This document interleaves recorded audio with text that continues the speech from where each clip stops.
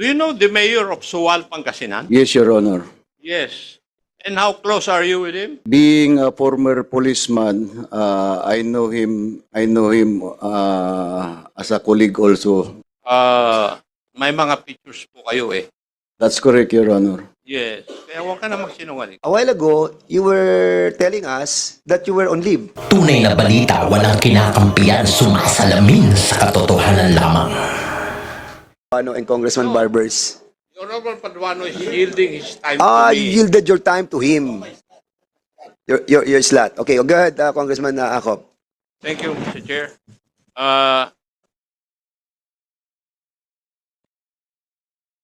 May I ask Undersecretary Cruz?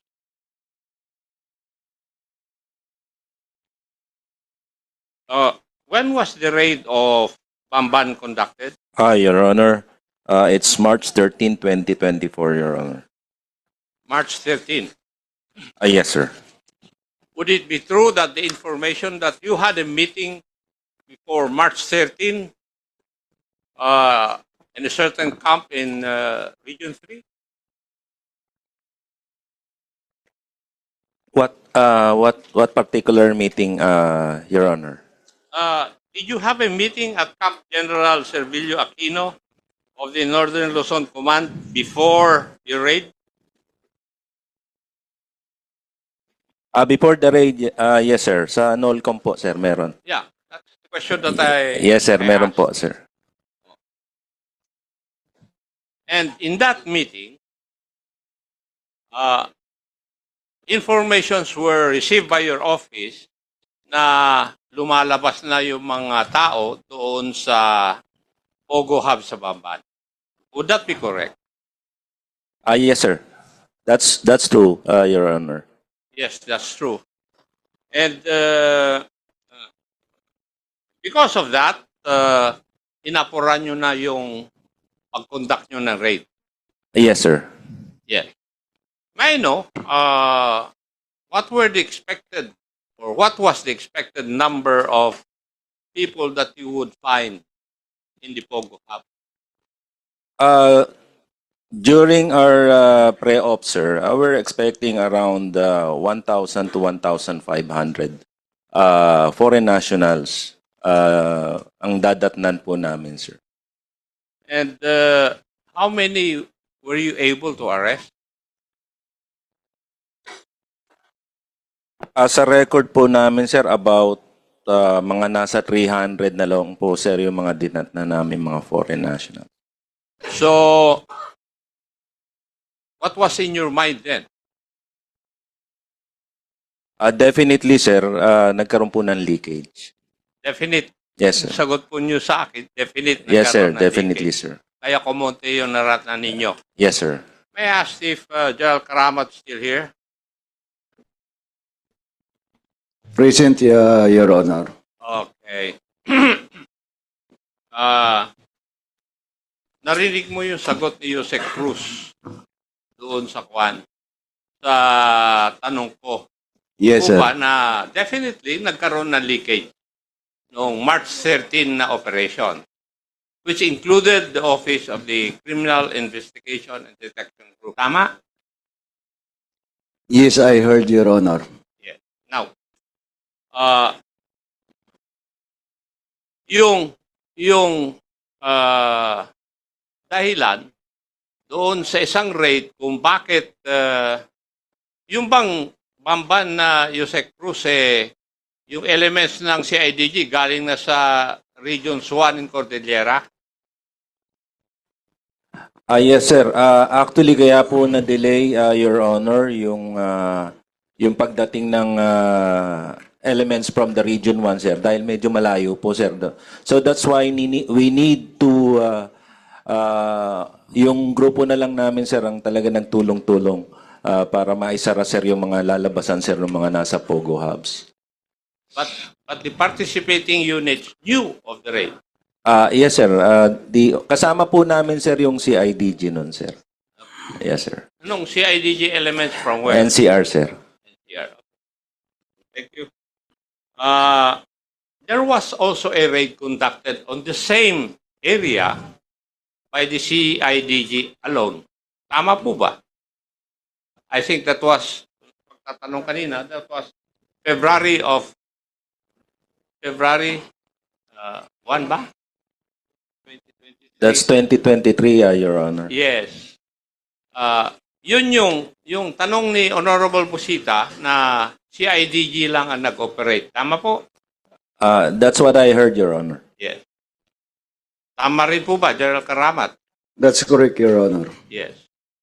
And ang nag-lead ng raid, pagtatanong ni General Busita, if I understand it, si Colonel Alejandro? Yes, Your Honor. Yes. At after the raid, na-relieve siya.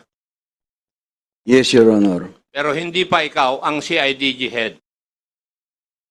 I was already the CIDG head, sir. You were already the Yes, CIDG. Para ma-clarify kasi magulo kanina yung pagtatanong. Yes, sir. Di ba? So you were already the CIDG head when Colonel Alejandro raided yung Pogo Hub sa Bamban Tarlac in February of 2023. That's correct, Your Honor, sir. Now, let's go back to the question of the Honorable Busita. Kasi magulo kanina. Took most of our time. Yan lang sa question na yun eh. Issue na yan. You relieved Colonel Alejandro how many days after the raid?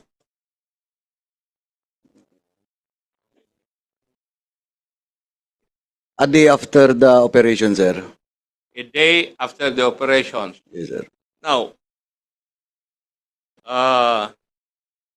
the Honorable Busita did not ask you the reason why. I'm asking you the reason why a day after the operation, you relieved the head of the team which operated against the Pogo Hub in Bamban Tarlac.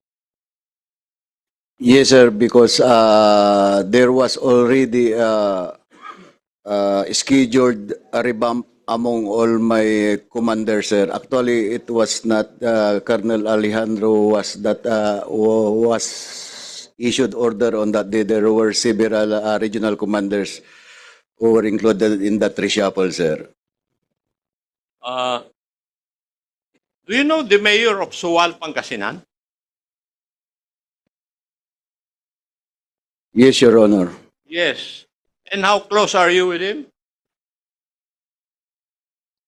Being a former policeman, I know him. I know him as a colleague also, as a police, sir.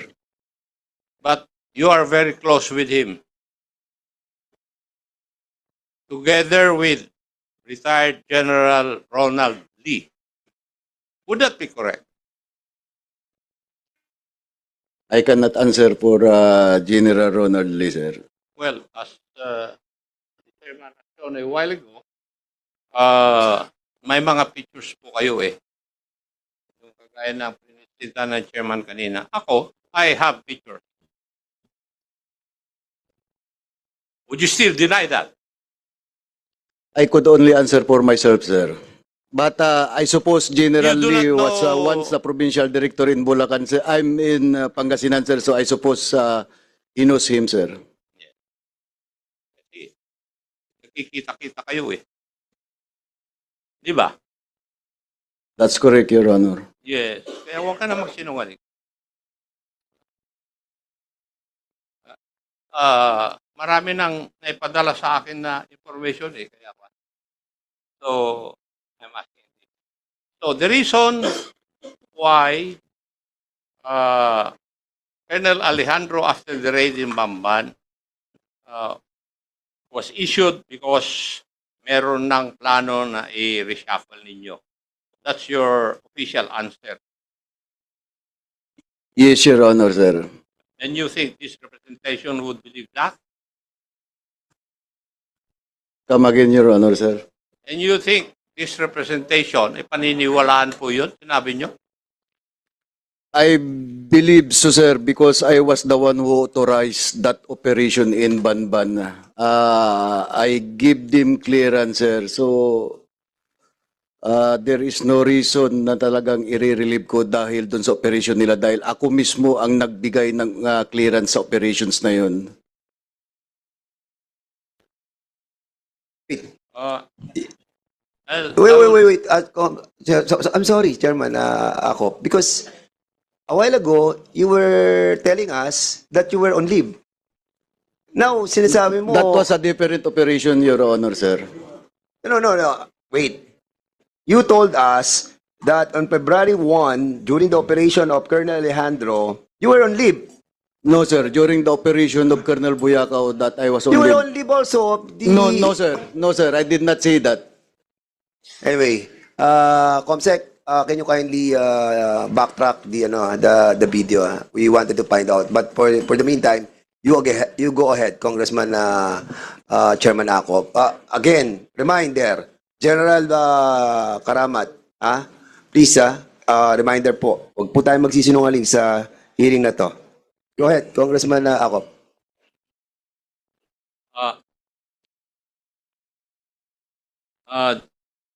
El Karamat, Yes, sir. would you know if the mayor of Sual Pangasinan was really the boyfriend of Madam or Mayor, former Mayor Alice? Not Congressman Batawil or Mayor Batawil, as insinuated by the Honorable Abante. The same, sir. I could give my answer based on evidence, sir. Based on evidence. And what you're trying to tell this representation and the committee is that you do not have any evidence. That's correct, Your Honor. Sa probinsya, Del Karamat, maraming marites eh. Kung nakakarating po dito sa Maynila, ano pa kaya doon? Di po ba?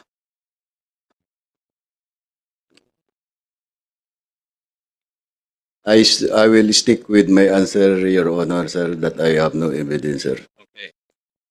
Kasi, kung titingnan po ninyo kasi, yung pagtatanong ko kay Yusek Cruz, definitely nagkaroon ng leakage. Yun ang statement niya. Saan po kaya manggagaling yung leakage kundi doon sa mga nakakaalam na merong operation against the Bamban Pogo Hub? Di po ba? Sir, the operation... You are an investigator. Alam mo na yung mga connections na yun. Di po ba? Sir, I was not informed on that operation, sir. I was on leave abroad, sir. Zero knowledge talaga kami, sir. Even my command group, sir, were not informed of that operation, sir. Yeah.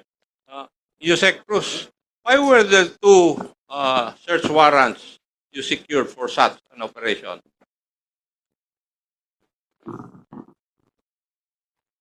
For the Banban operation, Your Honor. Yes. Yes, Your Honor. There were two search warrants. Why? Malaki po kasi sir yung compound.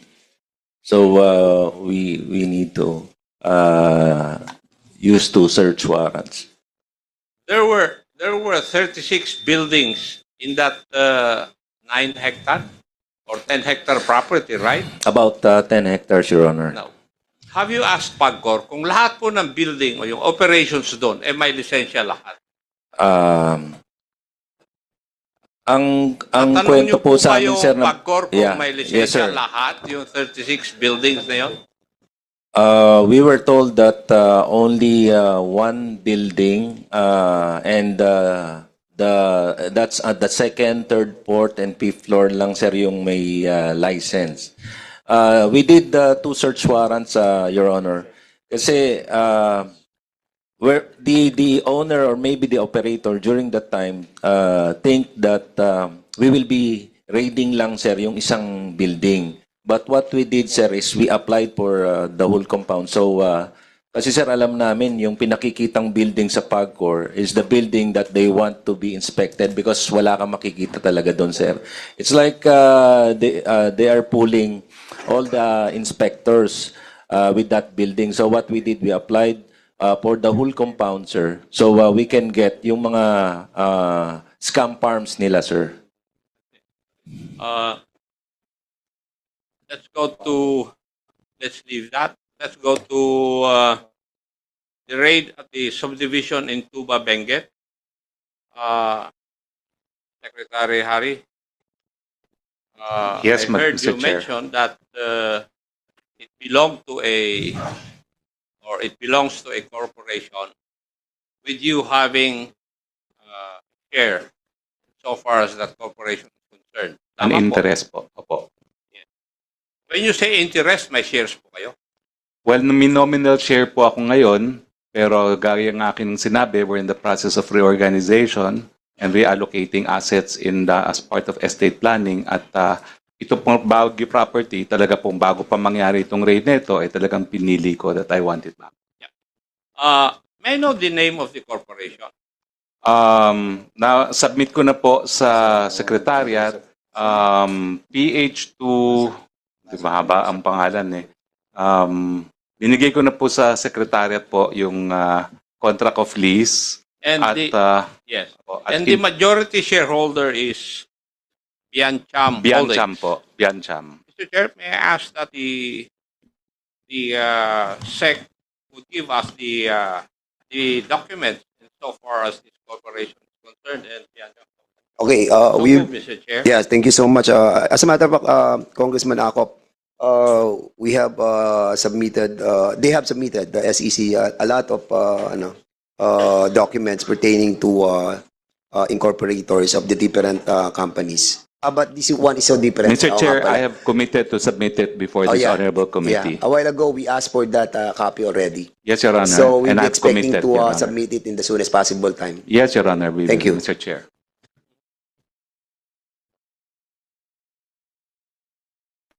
Mr. Chairman, according to the Chairman Paduano, the documents should come from the SEC.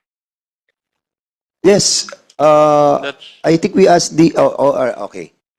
SEC, can you kindly give us also the documents pertaining to the corporations that was registered to your agency? Asan ang SEC? Ayun, ha? You know the name of the company already, correct? Yes, we'll give you the name of the company. Furnish us as soon as possible. Thank you. And Secretary, I heard also that you would eventually it would become yours. Yes, Your Honor. You intend to buy all the shares. Well, ang mangyayari po is Biancham owns PH2. Yes. Biancham will transfer the shares of PH2 to another holding corporation that I will be controlling, Your Honor. And would you be at liberty to name the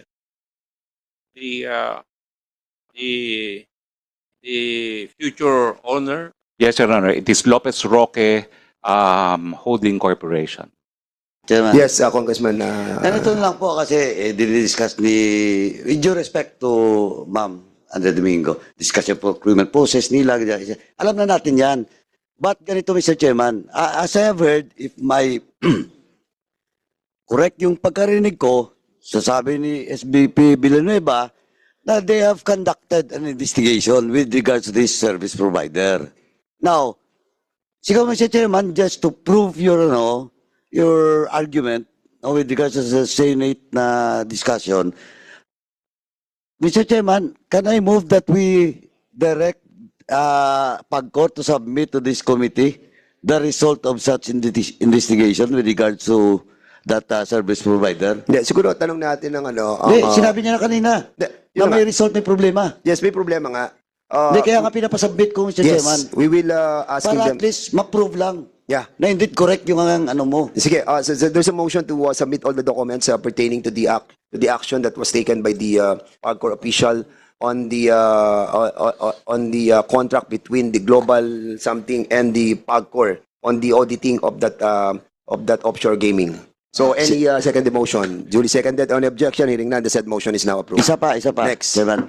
I also move, Mr. Chairman, that PAGCOR should submit the co-audit report with regards to that.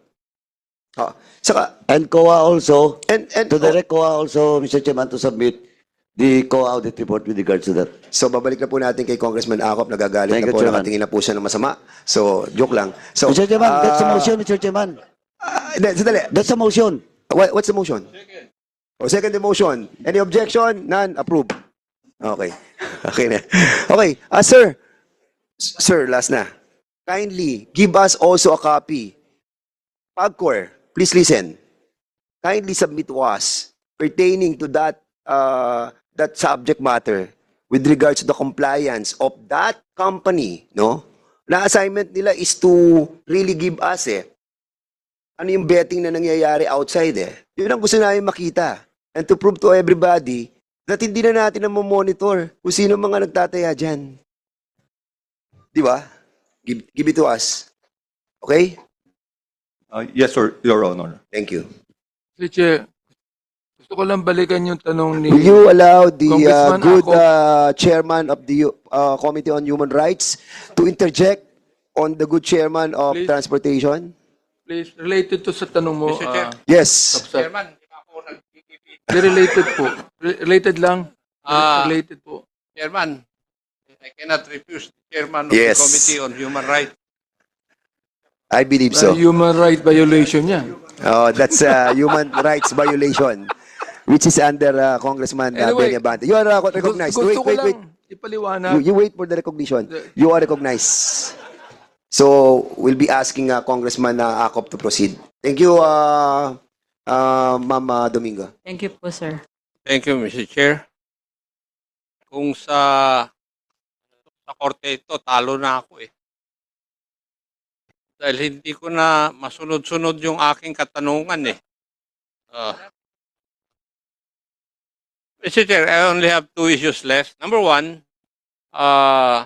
Pagcor, pag nilisensya nyo yung isang building, for example, in Bamban, in Porac, yung iba walang lisensya. Tama po. Tama po, sir. Pero may mga tao kayo ron doon sa license na Pogo building. Meron po ba? Meron Kasi po, sir. doon sa mga kasino, meron po kayong mga itimo, pero doon na nakaposte Nagmo-monitor. Ngayon, kayo, meron din po kayong mga tao doon sa mga nilicense nyo na Pogos na nasa isang building. Tama po?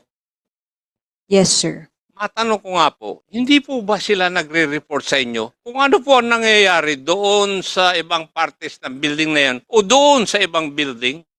Mr. Chair, may I refer the question to SVP Villanueva? Tinatanong ko po ito dahil ang report sa akin, yung isang Pogo Hub, nandun yung legal, nandun yung illegal, at nandun yung mga scammers Kasi based from the equipment confiscated or seized by the PAOK agency. So, hindi po ba nakikita ng inyong mga tao na nagbabantay doon sa license Pogo, doon sa loob ng hub, yung ibang gawain ng mga illegal Pogos doon? Mr. Chair, nakikita din po. At nire-report namin po yan sa mga law enforcement agencies. In fact, andito yung listahan, sir, ng mga lahat ng nireport namin sa DOJ, PAOK, SOSYA, BI, and others. Sige, General Raul. Documented yan po. Next question. Ano po yung action doon sa pinagdalhan nyo ng mga report na po yan? Dapat alam niyo.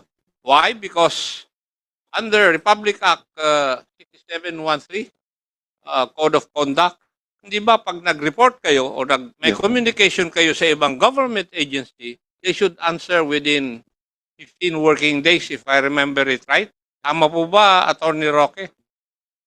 Sa Longa Law po yan.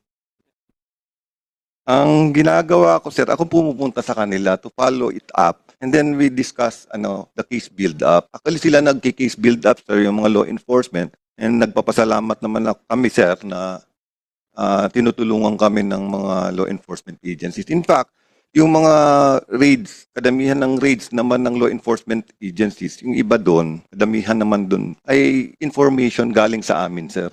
Actually. May I know if you have also sought the help of our intelligence agencies regarding this kind of illegal activity? I will not confirm or deny, sir. I know the reason why. Because I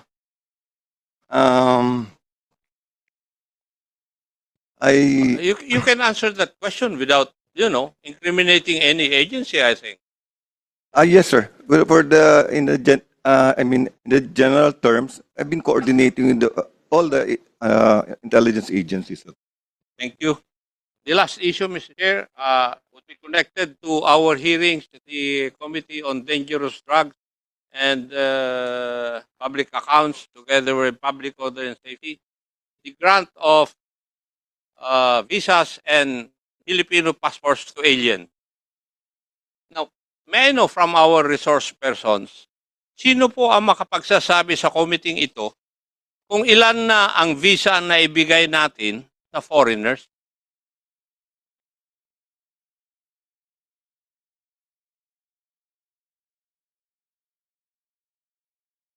Can you give us the exact number of foreigners that we have issued visas? And what is that agency who can tell us that? Mr. Chair, earlier Bureau of Immigration Are you manifested submission. going Sorry. to interject without asking the chairman? I apologize, Mr. Chair. Okay, thank you. You are I'm just recognized. volunteering an information to the question of Honorable Akop because earlier the Bureau of Immigration manifested that they submitted already the list of foreign nationals who were issued working visa. Would you agree with that, Bureau of Immigration? BI. Yes, Mr. Chair, we already submitted the data on the work visas that we issued to those who are working for POGOS, Your Honor. And that would be the number of visas that your office has granted. Yes, Your Honor, we don't have the data for the economic zones, Your Honor. Mr. Chair, do we have a representative of the Department of Foreign Affairs today? Yes, we have. Yes. Yes, thank you, Mr. Chair. I'm sorry, I was not, the DFA was not asked to produce statistics. No, I'm on- not asking that you would produce that, ma'am. I will be asking you some questions. All right. Would you know, ilan po kayang agency ng gobyerno ang pwedeng mag-issue ng visa to foreign nationals? There are several, but the main visa issuing agency is the Department of Foreign Affairs. There are also other investment promotion agencies such as the special economic zones that issue specific visas. There are also the special retirement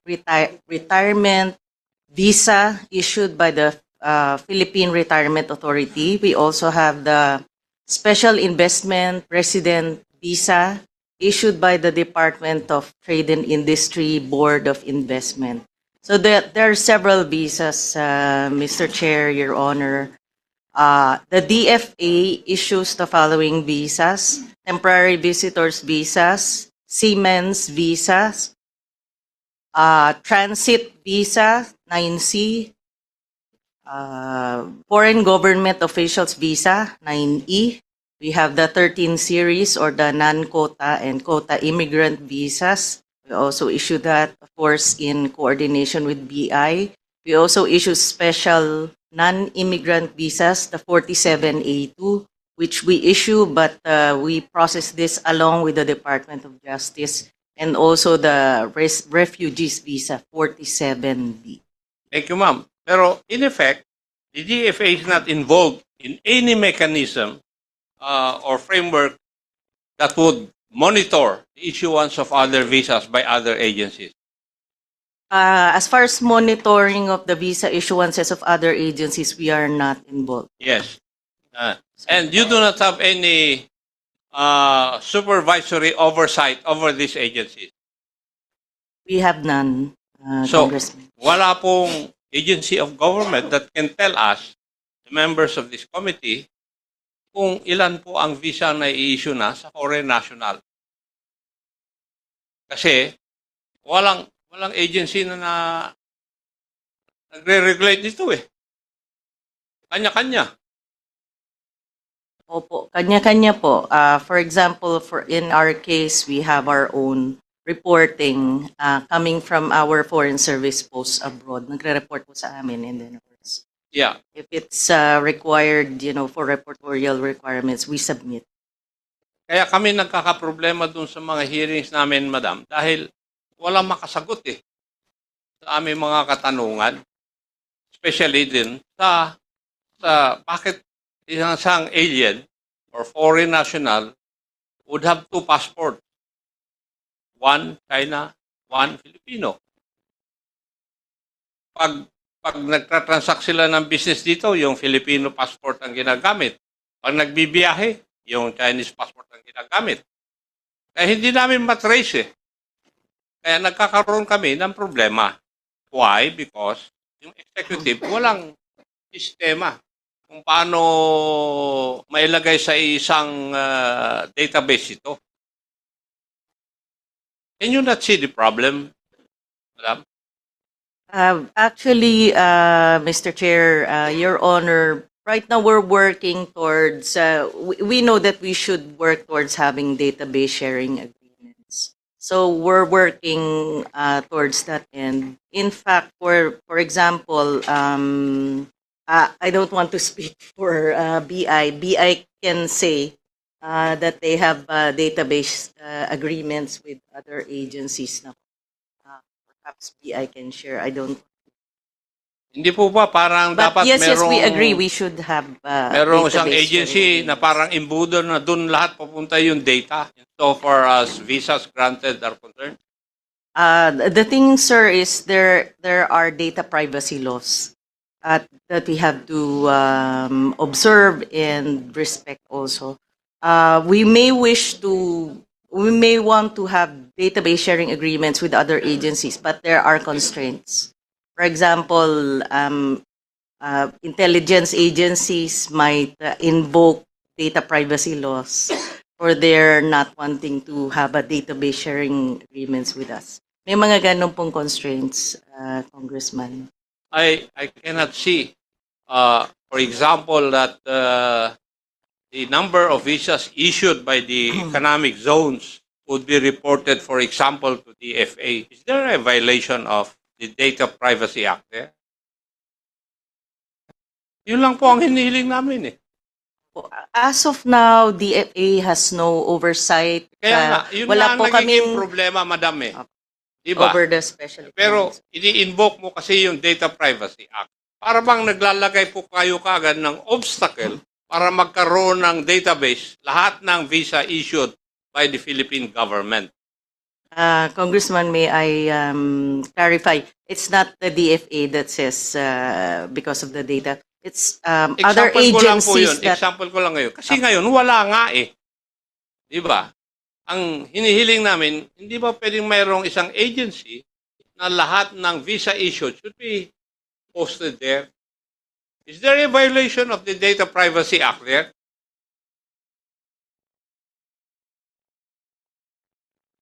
Thank you, Mr. Chair. Kung ganyan ang nangyayari, stumbling block ang nangyayari There's Yes, sir. always Thank you. they are always hiding on the mga Republic Acts that we ourselves created. Okay, thank you so much, Congressman Akop.